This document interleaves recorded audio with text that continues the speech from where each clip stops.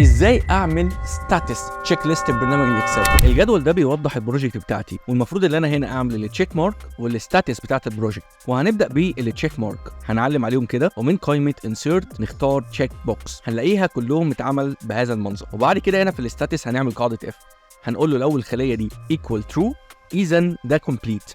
الترو اللي هو معمول عليه تشيك بهذا المنظر، اما لو فولس يبقى ان بروجرس.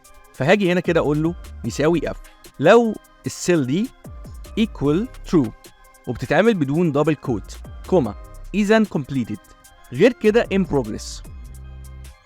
ونقفل البراكت بتاعنا ونعمل لها كده اوتو فيل. بعد كده هنروح على قائمه هوم واحنا معلمين على الخلايا دي، وندخل على الكونديشنال فورماتنج، وندخل على نيو رول يوز فورمولا، وهنيجي هنا نعمل المعادله دي، نقول له يساوي $D4، يعني ابتداء من خليه D4 اي حاجه بتساوي completed.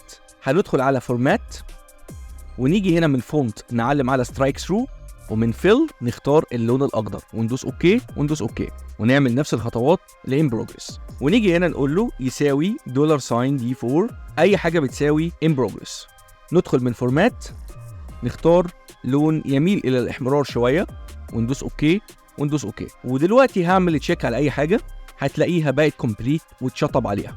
نختار اي بروجكت منهم تلاقيها بقت كومبليت واتشطب عليها. سهله جدا ومفيده جدا، والاسهل من ده انك تعمل لنا لايك وفولو.